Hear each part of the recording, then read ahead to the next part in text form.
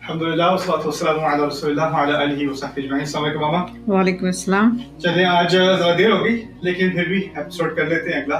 آج چوتھا ایپیسوڈ ہے ہمارا، اور جو بات آپ کے ساتھ میں نے آج شیئر کرنی تھی اس سے پہلے کچھ لوگوں نے سوال پوچھے تھے جو ابھی تک ہماری بات ہوئی ہے اس کے بارے میں، تو اس کے 2 سوال میں نے آپ کو بتا دیے تھے، تو وہ پڑھ لیں آپ پہلے، پھر اس کے بعد آگے بات کرتے ہیں۔ پہلا پڑھ لیں۔ ایک سوال یہ ہے کہ فرشتوں کو کس طرح معلوم ہوا کہ انسان خون بہائے گا، فساد کرے گا، جبکہ ان کو اس کا علم نہیں دیا گیا تھا اور آدم علیہ السلام کو ابھی خلق بھی نہیں کیا گیا تھا؟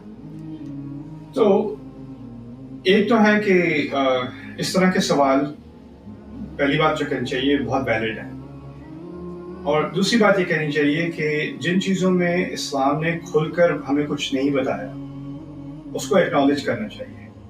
یعنی اس کے بارے میں مفسرون کے اقوال ہیں، کچھ ہمیں کہیں سے اشارہ ملتا ہے، لیکن کوئی قطعی بات ایسی نہیں ہے کہ 100% یہی ہوا تھا اور یہی بات تھی، یہ اس کا میں اس طرح جواب دوں۔ جہاں تک میری سمجھ میں آتی ہے اشارہ کیا جا رہا ہے قرآن میں، اور اشارہ اس بات کی طرف کیا جا رہا ہے کہ انسان سے پہلے مخلوق تھی جس کے پاس اختیار تھا، اور جب اختیار انسان کے یہ کسی بھی مخلوق کے پاس ہوتا ہے تو اس کے پاس وہ غلط اور صحیح کے دونوں کی اس کے سامنے آپشن ہوتی ہے، اور ان کے تجربے میں جس مخلوق کو یہ چوائس پہلے دی گئی تھی، یہ قوت دی گئی تھی اختیار کی، وہ غلط چوائس زیادہ کرتے تھے اور وہ آپس میں خون ریزی زیادہ کرتے تھے۔ اب وہ کون سی مخلوق ہے؟ زیادہ تر مفسرون کا اس میں ان کی رائے ہے کہ یہ جن تھے، یعنی جن ہم سے پہلے ان کا خون، ہمارا تو خون جسم کا ہوتا ہے، وہ آگ کے بنے میں، مقصد یہ ہے کہ وہ ایک دوسرے کو قتل کریں گے، آپس میں جنگ ریزی ہوگی ان کی، اور ان کے جو کانفلکٹ ہیں اس کے بارے میں قرآن میں اشارہ ہے کہ کننا طرائق قددا، ہم وہ جب اللہ نے اس کو ریکارڈ کیا قرآن میں، تو 2 جگہیں ہیں قرآن میں جنہوں نے کچھ تفصیل سے اپنے بارے میں بتایا ہے۔ اس میں جو چیزیں ہمیں سیکھنے کو ملی ہیں ان کے بارے میں، ان میں سے یہ بھی ہے کہ وہ ان میں کچھ مسلمان بھی ہیں، ان میں کچھ کافر بھی ہیں، اور عجیب بات وہ اپنے ابلیس کو وہ اپنا سردار نہیں مانتے۔ جو ان میں سے مسلمان ہو گئے یا جو حق کی طرف آتے تھے، جو اچھے ہوتے تھے، وہ کہتے تھے وَأَنَّهُ يَقُولُ سَفِيهُنَا عَلَى اللَّهِ شَطَطًا، ابلیس کے بارے میں کہتے ہیں ہمارا سب سے بڑا بیوقوف یہ اللہ کے بارے میں الٹی سیدھی باتیں کرتا رہا، تو اس کو وہ اپنا سب سے بڑا بیوقوف کہتے ہیں۔ تو ان کے ہاں بھی ایک کانفلکٹ ہے، تو شاید اس کانفلکٹ کی طرف اشارہ کیا جا رہا ہے، لیکن اتنی بات واضح ہے کہ کوئی نہ کوئی تجربہ ہے فرشتوں کو جس کی بنیاد پہ یہ بات کی جا رہی ہے، کیونکہ اگر کسی کو چوائس دی جائے تو یہ ایک پاسبلٹی ہوتی ہے، ایک امکان ہوتا ہے کہ اس نے غلط چوائس کرنی ہے۔ جیسے آپ بچے کو دیکھ لیں کہ اگر آپ بچوں سے کہیں کہ اچھا میں ذرا اوپر 5 منٹ کے لیے جا رہا ہوں فون پہ، یہ بسکٹ رکھیں، اس کو ہاتھ نہیں لگانا، 2 بچوں کو آپ نے کہہ دیا، ہو سکتا ہے ایک بچہ نہیں لگائے گا، دوسرا کھا لے گا سارے، رائٹ؟ چوائس تو کرنی ہے۔ اب یہ نہیں کہنا کہ ایک بچہ ابلیس کو فالو کر رہا ہے، کچھ کر رہا ہے، وہ اس سے متعلق اگلا سوال ہے آپ کا، اس سے پہلے اگلی بات ہے۔ اگلا سوال بھی پوچھ۔ اگلا سوال ہے، ابھی ابلیس کی نافرمانی ظاہر نہیں ہوئی تھی تو یہ کیسے ممکن ہے کہ کوئی بھی مخلوق شیطان کے عمل دخل کے بغیر غلط کام کر سکے؟ یہ بہت اہم اشارہ ہے قرآن میں۔ ہم سمجھتے ہیں کہ غلط کام ہوتا ہی شیطان کے وسوسے کی وجہ سے، شیطان نے مجھے اس طرف ورگلایا اور یہ غلط چوائس کروائی۔ یہاں پر فرشتوں کو شیطان کے وجود کا بھی علم نہیں، لیکن انہیں پھر بھی معلوم ہے کہ نافرمانی ہوتی ہے، رائٹ؟ اللہ تعالیٰ کی وہ خون بہائے گا، فساد پھیلائے گا، یعنی فساد اور خون، قتل، فساد، ان سب چیزوں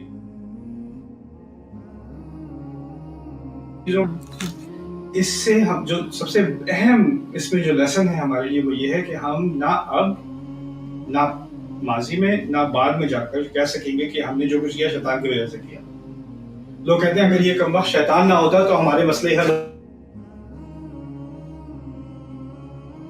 جان سے تمہارے مسئلے نہیں ہیں۔ شیطان میرے اندر، آپ کے اندر ایک طرح سمجھ لیں بارود ہے، پھٹنے کو تیار، اسے ہم خود بھی پھاڑ سکتے ہیں۔ شیطان کیا کہتا ہے؟ چلو لگا دو یار، کیا ہے؟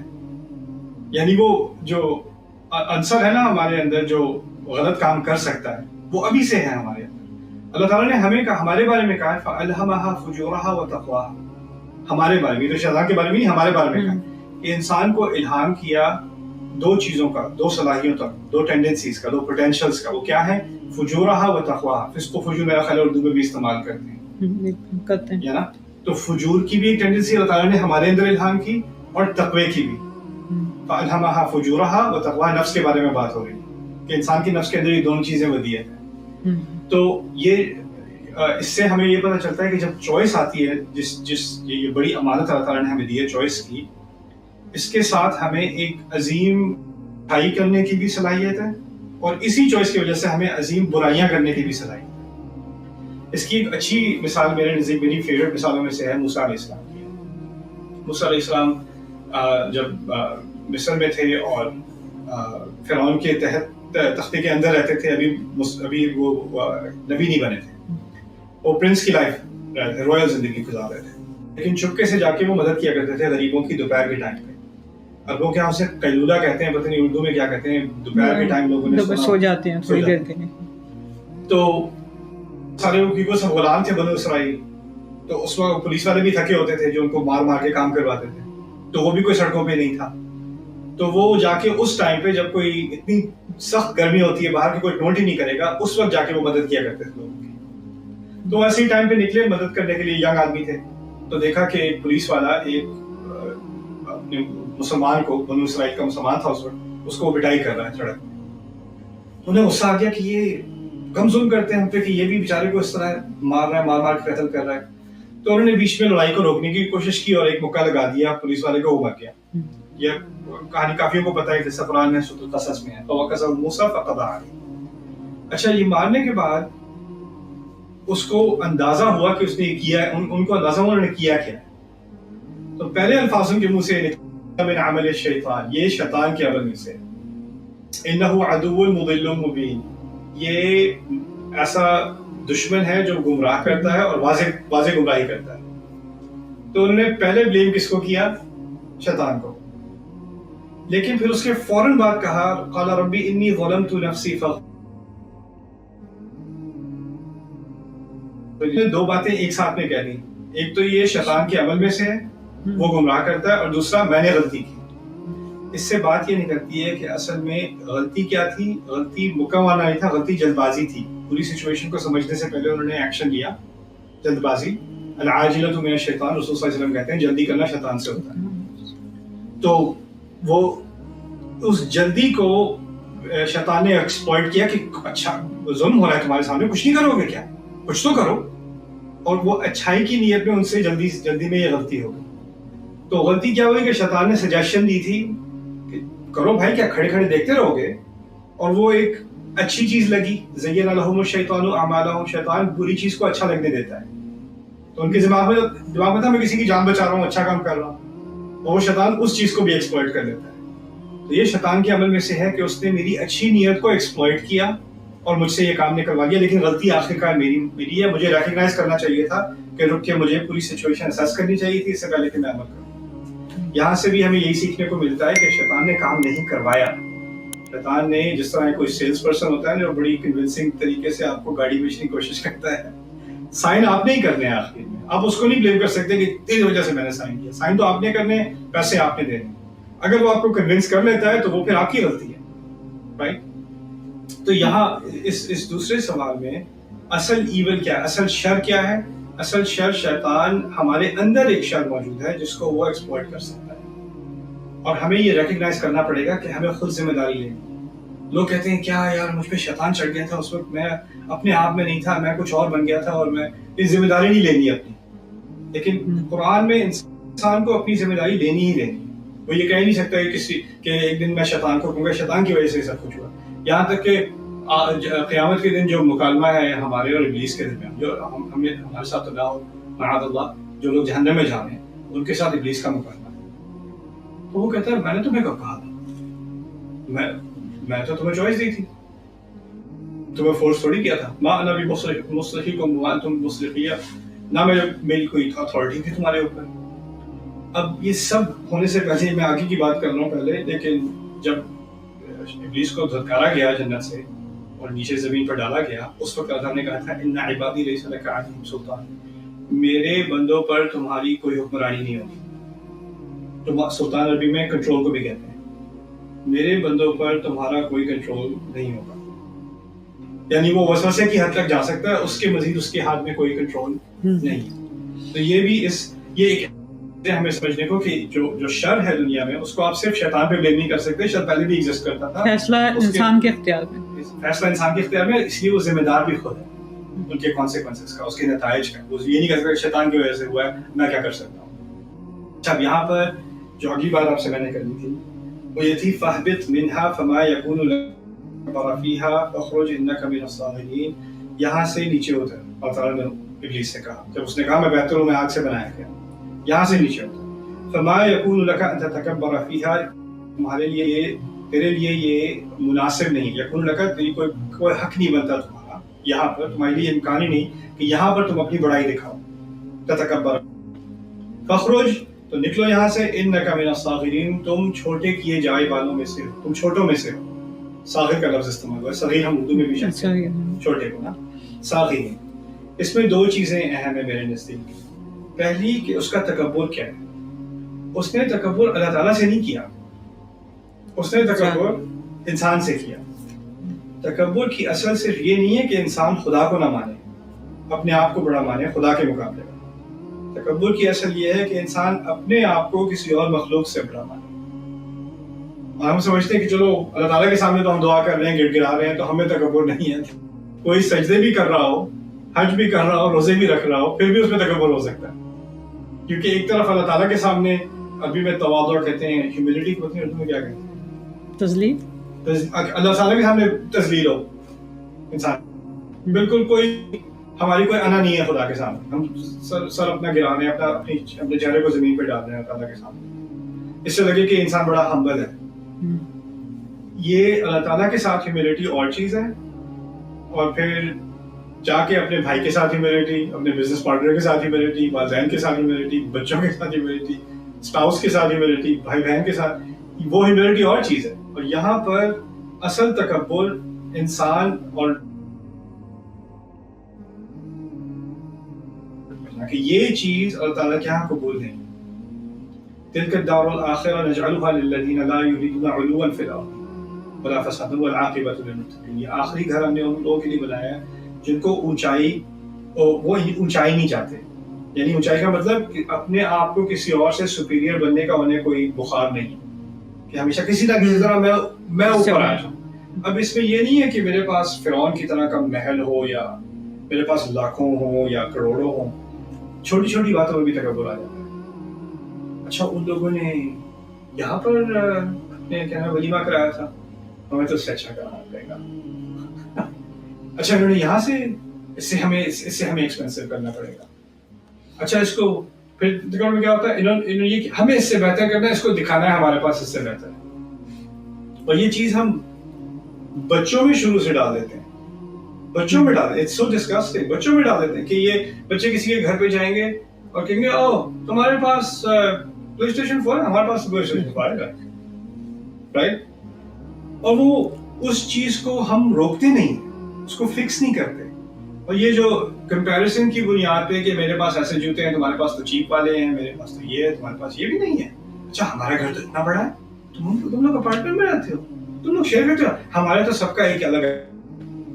ایسی باتیں شروع سے ہی ہم, اور بچے ہی کہاں سے سیکھتے ہیں جب یہ بیہیویئر اوپر سے دیکھتے ہیں اور لوگوں کو کامنٹ, اپنے پیرنٹس کو کامنٹ کرتے دیکھتے ہیں, ان کو بیچاروں کو دیکھو کہاں رہ رہے ہیں, ان کے پاس تو یہ بھی نہیں ہے, وہ بھی نہیں ہے, سائیکل پہ جاب پہ جاتے ہیں, اس طرح کی باتیں جو کرتے ہیں لوگ, تو ان سے ہم بچوں کو یہ تکبر سکھا رہے ہیں شروع سے. Anyway, آخری بات آج کے بارے میں وہ یہ ہے صاغرین. یہ کچھ لوگ اس کو کنٹروورشل سمجھیں گے, اس میں کوئی کنٹروورسی میرے نزدیک کنٹروورسی ہے ہی نہیں. آپ نے کافی دفعہ ہمارے کلچر میں سنا ہوگا جن چڑھ گیا کسی پہ, شیطان چڑھ گیا, اس پہ سیب کا سایہ آ گیا ہے, پوزیشن ہو گئی ہے, اب اس پہ سے جن اتارنا پڑے گا. اللہ تعالیٰ نے شروع میں ہی, اب شیاطین میں سے سب سے بڑا شیطان ابلیس ہے, یہ تو سب مانتے ہیں. اور شیطان کے بارے میں اللہ تعالیٰ نے شروع میں ہی کہہ دیا انک من الصاغرین, تم چھوٹوں میں سے ہو, تم چھوٹوں میں سے. وہ کوئی بڑی چیز ہے ہی نہیں. اللہ تعالیٰ نے خود, اور یہ الفاظ میں نے آپ کو پہلے بتایا تھا, ہم سب موجود تھے نا, تو ہم سب کے وجود میں ہم سارے گواہ ہیں اس بات کے کہ اللہ تعالیٰ نے خود بغیر شک اس سے کہہ دیا کہ وہ چھوٹوں میں سے ہیں. چھوٹوں میں سے دو چیزیں نکلتی ہیں, ایک جس کے پاس قدرت نہ ہو اتنی, اور دوسرا جس کی عزت نہ ہو. صغیر عربی میں صاغر کسی کو چھوٹا محسوس کرانا, کسی کی بےزتی کرانا بھی ہوتا ہے. تو اب تمہاری کوئی عزت نہیں رہی اور کوئی حیثیت نہیں رہی, اور اس کا دوسرا مطلب یہ بھی ہے کہ تمہاری کوئی صلاحیت نہیں, تم کیا چیز ہو, حقیر سی چیز ہو تم. شیطان, میں بتایا تھا, جو چیز وہ فیل کرتا ہے وہ چاہتا ہے کہ ہم وہ چیزیں فیل کریں. اللہ تعالیٰ نے اس کو کہا کہ تمہاری گنجائش نہیں تمہارے لیے کہ تم تکبر کرو. اس کا مقصد کیا بن گیا؟ ہمیں تکبر ڈالنا, ایک دوسرے کا کمپیریزن کر کے ہمیں اپنے آپ کو اوپر چڑھانا. اللہ تعالیٰ نے اسے بتایا تمہاری کوئی حیثیت ہی نہیں ہے, تم ساغر ہو, تمہارا کوئی کنٹرول ہی نہیں ہے. شیطان کے جاب میں سے ہے ہمیں کنونس کرنا کہ شیطان کے پاس اتنی پاور ہے, اتنا کنٹرول ہے کہ وہ انسان کے اوپر چھا سکتا ہے, اس پہ کنٹرول کر سکتا ہے. اب اس کے منہ سے جو الفاظ نکل رہے ہیں وہ شیطان بول رہا ہے, وہ انسان بھی نہیں بول رہا. یہ سب نان سینس ہے. کیوں نان سینس ہے؟ یہ سائنس اور ٹیکنالوجی کی اور سائیکالوجی کی وجہ سے میں یہ نہیں کہہ رہا, میں قرآن کی وجہ سے کہہ رہا ہوں. قرآن نے پہلے ہی کہہ دیا تمہیں کبھی میرے کسی بندے پر کنٹرول نہیں ہوگا. قرآن نے صاف الفاظ میں کہہ دیا. پھر جب سب سے بڑا, اگر کسی پہ شیطان کا سب سے بڑا حملہ ہو, اس کو ہم سمجھیں گے کہ اس کی پوزیشن ہو گئی ہے, اس پہ چڑھ گیا شیطان, ہے نا. اور یہ کوئی چھوٹی بات نہیں ہے, اگر یہ واقعی حقیقت ہے, کوئی چھوٹی بات نہیں ہے. قرآن میں روحانی مسائل کا سب سے بڑا حل قرآن خود ہے. اور قرآن میں کون سی صورت ہے جس میں شیطانوں سے ہمیں چھٹکارا دلایا گیا ہے؟ قل اعوذ برب الناس ملک الناس, قل اعوذ برب الفلق من شر ما خلق, ہے نا. اس کے آخر میں کیا ہے؟ من شر الوسواس الخناس, ناٹ من شر المسیطر, کنٹرول کرنے والے, حاوی آنے والے کے شر سے بچا دے. جو چڑھ جاتا ہے, جو کنٹرول کر لیتا ہے, اس کے شر سے بچا دے. نہیں, جو وسوسے کرتا ہے. قرآن نے خود کہہ دیا اس کی حد وسوسے تک کی ہے. پھر اس کے بعد قیامت کے دن جب نہ کوئی جھوٹ بول سکتا ہے, نہ کوئی غلط بات کہہ سکتا ہے, اس دن ابلیس خود کہہ رہا ہے میری تو کوئی اتھارٹی نہیں تھی. اگر وہ کہتا ہاں ٹھیک ہے میں نے پوزیشن کر لی تھی, ایک دو تین تو میں نے قابو کر لیے تھے اپنے اندر, اس نے تو یہ بات نہیں کی قیامت کے دن. تو قرآن میں کئی مقامات پر بہت واضح طور پر یہ بات دکھا دی گئی ہے کہ یہ جو ہم سمجھتے ہیں نا کہ انسان کے اوپر کوئی اور مخلوق حاوی آ جاتی ہے, اللہ تعالیٰ نے انسان کے اندر روح دی ہے, نفسیاتی مرض ہوتے ہیں, اسکیزوفرینیا ہوتا ہے, وسوسہ ہوتا ہے. وسوسہ اپنی جگہ ٹھیک ہے, وہ ایک چیز ہے, اور وہ ایکسٹریم بھی ہو سکتا ہے, وہ اپنی جگہ ہو سکتا ہے. لیکن یہ انسان کوئی سمجھے کہ اس کے اوپر کوئی جن چھا گیا تھا, جن چڑھ گیا تھا, اور پھر اس کی کوئی چوائسیز نہیں کہ اندر کوئی ریموٹ کنٹرول اور چلا رہا ہے, یہ چیز ہمارے دین میں نہیں ہے. یہ ہم نے اس کو بہت زیادہ ایگزیجریٹ کیا ہے, اور اس کی وجہ سے جن لوگوں کے واقعی سائیکولوجیکل ڈس آرڈرز ہوتے ہیں, بیچاروں کے, جن کو واقعی کوئی ملٹیپل پرسنالٹی ڈس آرڈر ہو جاتا ہے یا اسکیزوفرینیا ہو جاتا ہے, اور چیزیں ہو جاتی ہیں, اس کو ڈائگنوز کرنے کے بجائے ہم اس میں سے جن اتار رہے ہوتے ہیں سارا یہ لو کہ اس میں سے آسیب کا سایہ اتار دیں. اور یہ قرآن سے دوری کی ایک اصل میں مثال ہے کہ یہ ہم نے اس چیز کو اتنا زیادہ بنا دیا ہے, اتنا بڑھا چڑھا دیا ہے کہ اس کا اصل میں ہماری کتاب سے اتنا ڈائریکٹ کوئی تعلق ہے ہی نہیں. تو ایسا کہ یہ بات بھی شروع سے ہی ہمیں کہہ دینی چاہیے کہ جب یہ مخلوق بنی تھی, اگر یہ واقعی خطرہ ہوتا تو اس وقت یہ کہنے کی بات تھی انسانیت کو کہ دیکھو تم زمین پہ آ رہے ہو, ذرا دیکھ کے رہنا, اگر رات کے کسی درخت کے نیچے سے گزر گئے نا تو جن آ کے چڑھ جائے گا تمہارے اوپر. کیا خبرداری کی گئی ہے؟ شیطان وسوسہ کرے گا, اس کے وسوسے سے بچنا, یہ تمہارا دشمن ہے. اس سے آگے اگر یہی سب سے بڑا خطرہ ہے ہمارے نزدیک, جن چڑھ جانا اگر واقعی حقیقت ہوتی تو اتنا بڑا خطرہ ہوتا ہے نا. لیکن کیسے ممکن ہے قرآن اس کے بارے میں وارن ہی نہ کرے, انسانیت کو تیاری نہ کرے اس مصیبت سے بچنے کے لیے. تو شیطان کا مقصد ہے اپنے آپ کو طاقتور دکھانا, اور ایسا دکھانا کہ اس کا واقعی کنٹرول ہے ہم پہ. تو جب ہم یہ چیزیں مان لیتے ہیں نا تو ہم شیطان کی گیم کھیل رہے ہیں, وہ ہمارے ساتھ بلکہ گیم کھیل رہا ہے, ہم اس کو مان چکے ہیں. یہ چیزیں میں انشاءاللہ آپ کے سامنے آج رکھنا چاہ رہا تھا. ابھی شیطان کے بارے میں 1-2 دن اور بات ہوگی, پھر اس کے بعد اس سوال کا جواب جس سے یہ ساری کہانی شروع ہوئی تھی. بارک اللہ علیہ وسلم. Thank you one for listening patiently. Everyone okay? کچھ سوال آپ کے ذہن میں آئے؟ نہیں, بس پورا کر دیا آپ نے, جو 2 سوال تھے ان کا جواب دے دیا. اوکے. اور تم لوگ بھی اگر سوال بھیجنے انشاءاللہ یوٹیوب پہ یا فیس بک پہ آپ کامنٹس پہ ڈال دو, انشاءاللہ I'll look at it and if I can I'll try to address them. بارک اللہ علیہ وسلم. السلام علیکم.